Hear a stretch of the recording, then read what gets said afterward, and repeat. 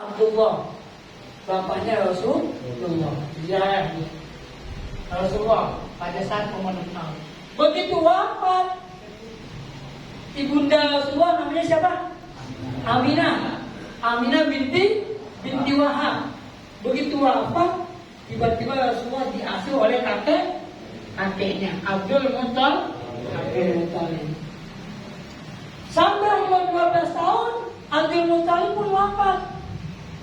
Diasuh lagi sama pamannya yang namanya Abu Thalib. Jadi kasih sayang bapak nggak dapat, kasih sayang ibu cuma sebentar, kasih sayang kakek yang cinta dia pun sebentar, digantiin oleh kasih sayang paman. Sampai ketika saking sayangnya Abu Thalib, itu Rasulullah dalam keadaan taat dan patuh pada saat itu sebagai anak yatim, dia kemudian Abu Thalib mengajak berdagang. Abu Thalib mengajak berdagang ke daerah namanya Syam. Syam, negeri Syam. Kalau sekarang Syam itu apa? Itu Syria. Ini yang sekarang lagi pada perang itu kan, Syam. Jadi Rasulullah itu berdagang. Tapi pada saat Rasulullah jalan umur 12 tahun sama Abu Thalib di tengah perjalanan sebagai kafilah pedagang, kemudian ada seorang pendeta namanya Bukhairah itu melihat ketika Rasulullah naik onta atau lagi berjalan menuntun onta juga, itu awan menaungi beliau. Rasulullah ke kanan, awan ke kanan, Rasulullah ke kiri, awan ke kiri. Ini pendeta tahu ini. Nah, akhirnya pendeta tuh deketin Abu Thalib pamannya, dia tanya, "Wahai Abu Thalib," kata pendeta Bukhairah ini siapa?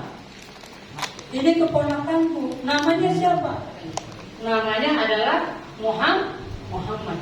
Ini pendeta tahu, mau namanya Muhammad, mau namanya Ahmad, itu adalah salah satu nama yang berarti pujian, yang terpuji. Wah, kata Bukhairah, tolong antum jangan terusin dagang ke sana. Ini orang adalah yang kamu katakan keponakan kamu ini adalah tanda-tanda kenabian ada di tempatnya dia untuk dirinya. Yang pertama katanya, yang pertama adalah ketika dia berjalan dinaungi oleh awan. Yang pertama, jadi panas karena Rasulullah. Itu belum jadi nabi ya, tapi tanda-tanda kenabian udah belum jadi rasul maksudnya. Yang kedua, setelah itu namanya Muhammad atau Ahmad, kalau di dalam Injil Ahmad, ya kan? Ismuhu Ahmad. Itu adalah tanda-tanda kenabian. Yang ketiga, itu yang namanya Bukhairah minta izin sama Abu Thalib untuk melihat di punggung Rasulullah itu ada apa. Kalau bahasa kita ada tanda lahir, tanda stempel cap kenabian. Akhirnya Abu Thalib minta tolong Rasulullah unjukin. Bukhairah melihat, wah, dengan 3 kejadian ini, dari mulai awan melindunginya, kemudian namanya Ahmad atau Muhammad, dan ada tanda-tanda di belakang itu, di pundaknya dia, itu lengkaplah sudah bahwa dia adalah akan menjadi nabi akhir zaman. Kalau ini ketahuan sama Yahudi, orang ini pasti dibunuh. Maka jangan sampai dia tidak selamat, jangan sampai dibunuh oleh Yahudi. Coba kamu bawa ini keponakan kamu, gak usah pergi ke sana lagi. Begitulah yang Allah berikan mukjizat kepada Nabi Muhammad sebagai tanda-tanda yang diketahui oleh pendeta Muhammad. Makanya tadi saya bilang tadi, Rasulullah bersabda, tuba liman ro'ani wa amanah. Sungguh bahagia orang yang melihat aku, hidup zaman dengan aku, tapi dia beriman kepada. Tapi dari kita bagaimana? Kita lebih hebat lagi nih kalau mau tahu. Tumma tuba liman lam yaroni wa amanan. Kemudian sungguh berbahagia, sungguh berbahagia, sungguh berbahagia 3 kali bagi orang yang belum pernah melihat aku, tidak hidup sezaman dengan aku, tapi dia beriman kepada kenabian, beriman kepada misiku, beriman kepada Allah dan Rasul, beriman kepada ajaran Islam. Untung kita nih. Begitu caranya kita mengabdi kepada Allah, begitu caranya kita mencontoh kepada Allah, begitu kita caranya menunjukkan, mengekspresikan rasa cinta kita kepada Allah dan Rasul. Alhamdulillah kita mengadakan maulid, walaupun ini merupakan satu kebudayaan, tapi kebudayaan yang baik. Man sanna sunnatan hasanatan falahu ajrun wa ajru man amila bihi. Siapa yang melaksanakan sunnah yang baik, bagi orang itu adalah pahala. Dan pahala juga ketika dia mengajarkan kepada orang lain. Man sanna sunnatan sayyi'atan fa alaihi ajru wa ajru man amila. Siapa yang melaksanakan sunnah yang tidak baik, maka bagi dia pahala. Pahalanya dosa maksudnya. Jadi jangan main-main di dalam kehidupan ini. Jadi untuk apa sih yang namanya adanya Maulid Nabi ini? Untuk mencontoh manusia yang besar ini, untuk mencontoh manusia yang agung ini. Allah Subhanahu wa Ta'ala saja sudah mengagungkan, sudah mengangkat, sudah memuji Rasulullah. Wa innaka la'ala khuluqin azim. Surat berapa itu? Ada yang ingat nggak? Wa innaka la'ala khuluqin azim. Surat berapa Pak? Ayat. Lupa. Kamu minin? Ada Pak Bangun ya Pak Bangun? Wa innaka la'ala khuluqin azim. Sesungguhnya kamu mempunyai akhlak yang sangat terpuji dan agung. Jadi Rasulullah benar jadi contoh itu patut. Ketika kita menjadi orang besar, ketika kita mau menjadi orang besar, kita mesti mencontoh orang yang besar dalam jasanya, besar dalam karyanya, besar dalam perjuangan. Makanya Salahuddin Al-Ayyubi itu mengangkat peristiwa ini untuk memotivasi umat Islam, untuk menjadi motor penggerak umat Islam, untuk memberikan satu semangat sehingga mereka itu tidak putus asa. Mereka berani berjuang di jalan Allah. Itu tadi ada yang namanya apa sih tadi, dan dikatakan istiqomah, kan? Nah, kita minta ihdinas siratal mustaqim. Tunjukilah kami jalan yang lurus. 17 kali loh kita minta tunjukin.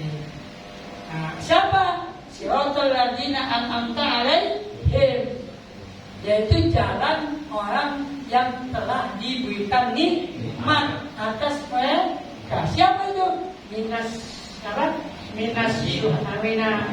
nabiyyin was-siddiqin was-syuhada was-shalihin. Minan nabiyyin, daripada para nabi. Kita termasuk nabi bukan? Berarti tidak dapat, masih ada cabang yang lain. Minan nabiyyin was-siddiqin, kita termasuk orang-orang yang benar dan membenarkan atau tidak? Masih belum. An-Nabiyyin was-siddiqin was-syuhada, dan kita termasuk orang yang syahid. Faminhum man qada nahbahu wa minhum man yantazir wa ma baddalu tabdila.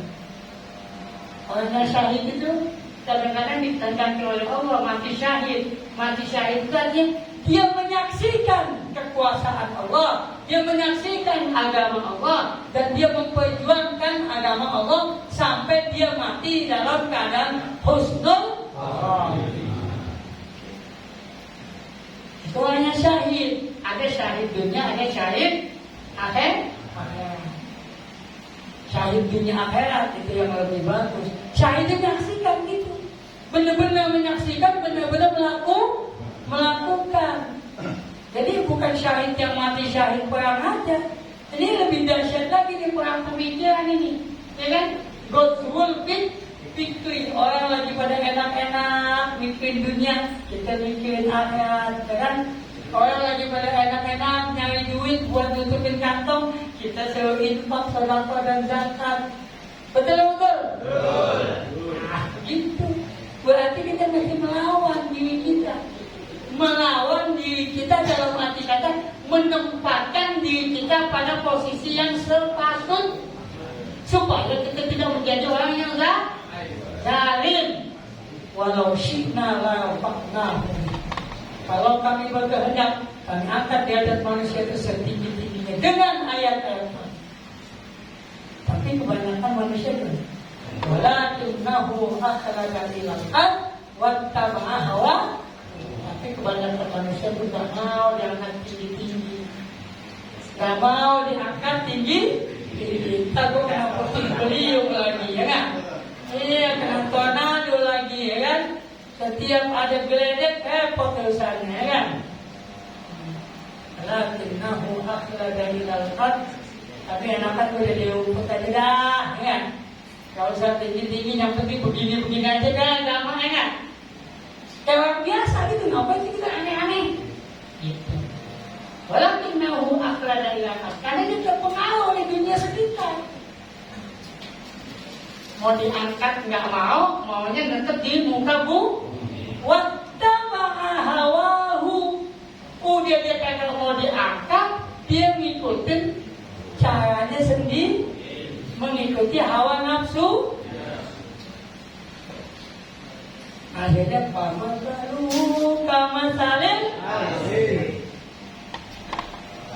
mau dibilangin orang itu dianggap seperti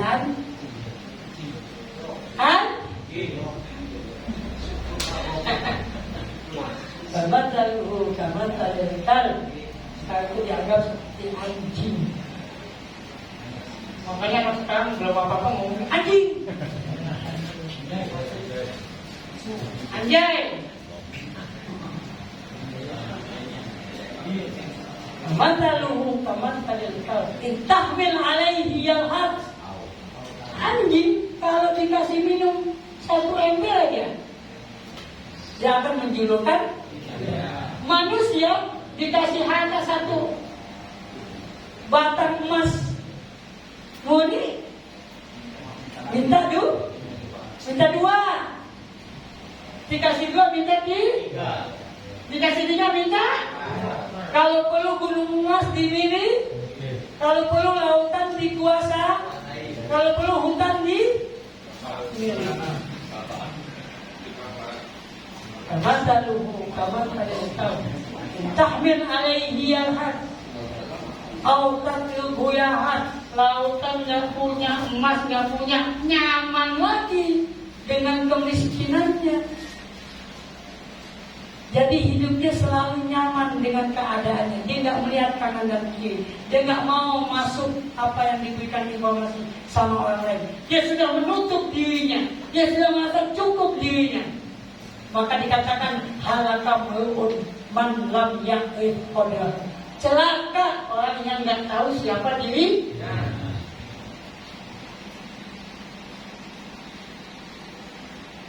Intahmil alaihi yaqtatu dzalika masalul qaumil ladzina kadzdzabu bi ayatina. Itulah tanda-tanda kaum yang mendustakan ayat-ayat kami. Mendustakan ayat-ayat Allah itu bukan cuma tidak percaya, bukan cuma tidak mendengar Quran, bukan cuma tidak mau dekat ulama, bukan cuma nggak mau dekat orang yang soleh, tapi belum apa-apa udah menjauh. Dia tidak mau memikirkan orang lain. Dia merasa nyaman dengan dirinya sendiri, seolah-olah dunia ini miliknya. Itu yang dikatakan orang yang nyaman terhadap Padahal negeri akhirat itu lebih sulit daripada keadaan yang sekarang. Supaya dia tidak nyaman, dia mesti bergejolak, dia mesti melihat Al-Quran. Mana yang hak, mana yang batil, mana yang gelap, mana yang terang, mana yang salah, mana yang benar. Dia mesti tahu, karena hidup itu adalah perubahan. Wa tilkal ayyamu dawiluha bainan. Nah, hari ini dipergantikan oleh Allah untuk manusia. Kalau dari dulu cuma baca alif bata sampai umur 20-30 masih alif bata juga. Benar tadi kata lagi, bukan kita tunjukin bacaan yang bagus, bacaan bagus. Siapa yang bilang nggak bagus? Tapi di samping kita membaca, kita memahami dan kita mesti melaksanakan apa yang kita baca. Itu yang namanya tilawah sebenarnya. Jadi Al-Quran huda linnas wa bayyinatin minal huda wal furqan, sehingga kita bisa membedakan mana yang hak, mana yang batil. Siapa yang jadi pemimpin dunia akhirat, siapa yang menjadi pemimpin dunia saja. Bahkan mau jadi pemimpin aja sikut-sikutan. Ada nggak di daerah sikut-sikutan?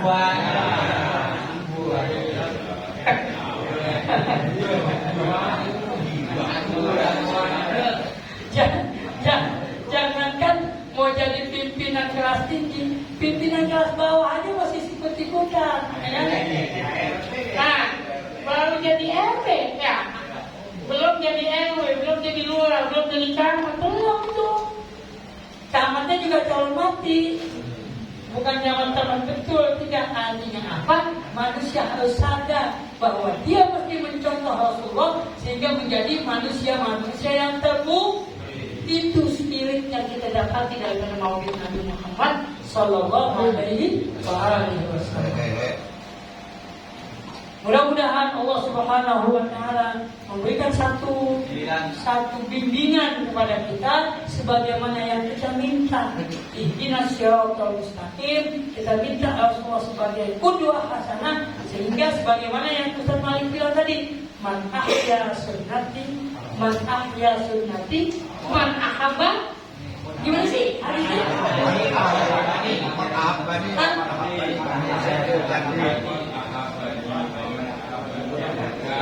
Yaudah, itu boleh. Gimana hadisnya? Man ahya sunnati faqad ahabbani, wa man ahabbani faqad kana ma'i bil jannah. Ini lagi ngeblank dikit Pak. Makanya kita nggak kebanyakan ayat, kebanyakan hadis kita. Itu namanya saling tanya jawab, diskusi, jangan monoton. Saya paling gak senang kalau monoton, tidak? Betul.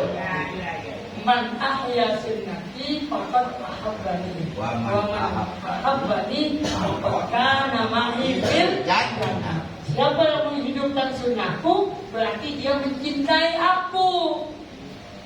Wa man kana ahabbani faqad kana ma'i fil jannah. Siapa yang mencintai aku maka dia layak bersamaku di surga. Surga besok apa sekarang? Nanti apa sekarang surga? Siapa yang bilang nanti? Mulai keluar filsafat ini. Siapa yang bilang surga besok? Nanti ini. Sekarang juga surga. Cuma surganya surga sebentar. Iya, surga yang abadi nanti. Tapi bagaimana kamu mesti mendapatkan surga yang abadi? Wa aitu mastata'tum min quwwatin tuhibuna bihi aduwallah wa aduwakum. Persiapkan apa yang perlu kamu persiapkan untuk menghadapi musuh Allah dan musuh kalian sendiri. Apa? Musuh kita adalah an-nafsu. An-nafsu musuh kita. An-nafsu katifri in tahmilhu syabba ala hubbi radhi wa in tabtimhu yanfatih. Nafsu itu seperti bocah, seperti anak kecil. An-nafsu katifri in tahmilhu, apabila kamu diam ini anak kecil, kamu biarkan saja, in tahmilhu syabba ala hubbi radhi, dia akan nyusu sampai gede. Orang nyusu cuma 2 tahun, 3 tahun, dia 10 tahun masih nyusu. Tapi nyusu ibunya maksudnya ini, bukan lain. Ilmu syamba ala kubil bari wa intabtimhu yang apabila kamu sapi dia, kamu paksa dia, dah umur 2 tahun sampai 4 tahun aja dah. 4 tahun sudah kegedean, dan 2 tahunnya cukup. Karena dalam agama kan cuma 2 tahun cukup. Betul kan? Wa intabtimhu yang bari. Jika kamu paksa dia, kamu sapi dia dalam usia yang telah ditetapkan 2 tahun itu, dia akan sedikit demi sedikit tidak akan minta susu lagi. Terhenti dengan sendiri. Itu nafsu. Makanya kalau kita nafsu ada 3. Ada nafsu amarah bisu, ada nafsu lawamah, ada nafsu mutmain. Nafsu amarah bisu, nafsu yang mengajak kepada kejahatan. Atau malam minggu mau ngaji, jadi kita ngaji. Betul nggak? Betul. Kalau ada halangan sih nggak apa-apa, ini dibikin-bikin halangan. Itu yang pertama. Nafsu amarah bis. Pak mau ngaji dari zaman dulu sampai zaman sekarang masih itu aja. Itu satu. Nafsu al-lawa, nafsu al-amarah bisu. Nafsu al-amarah bisu yang pertama, yang kedua nafsu al-lawa. Gak apa-apa deh, gak ngajak-ngajak namanya benci aja, terus pengajian benci aja bawahnya. Ya kan? Nah, itu bahaya. Nah, diperjuangkan, dilawan 2 nafsu itu sehingga dapat takluk, baru dikatakan an-nafsul mutmain. Ya, ayat Tuhan nafsul mutmain. Kini ila rabbiki radiyatan mardiyah fadkhuli fi ibadi wadkhuli. Itu nafsu al-mutmainnah yang tenang. Nafsu yang tenang itu nafsu yang sudah ditaklukkan. Sendal jepit kita rusak, dandanin sendiri. Nggak bisa dandanin cari duit, suruh tukang sol. Itu lagi bagus kalau punya duit, bikin pabrik sendal jepit. Kayak Rasulullah sendal jepitnya rusak, dibawa sendiri, dia nggak nyuruh Aisyah. Dia nggak nyuruh bininya. Mentang-mentang pemimpin rumah tangga kita, nyalo, nih sendal gue rusak. Itulah yang kabarin. Kamu pun dari situ kan, tapi Rasulullah mau nyupin tuh, dia mandiri. Itu bajunya sobek, dia jahitin sendiri. Makanya umat Islam mesti jadi orang yang punya duit, bisa bikin konveksi. Itu maksudnya begitu. Jangan konveksinya dari orang lain dulu. Jadi ada satu intisari daripada maulid Nabi adalah kita memuliakan orang yang mulia, mengagungkan orang yang agung, dan kita berusaha mencoba menduplikasi perbuatan yang menyebabkan dia menjadi orang yang agung. Mudah-mudahan Allah Subhanahu wa Ta'ala memberikan kekuatan kita dalam mentaati perintahnya dan mentaati Rasulnya, sehingga mendapat ridho dunia dan akhir, selamat dunia dan akhir. Kurang lebihnya mohon maaf. Wabillahi taufiq. Waalaikumsalam. Assalamualaikum warahmatullahi wabarakatuh. Waalaikumsalam warahmatullahi wabarakatuh.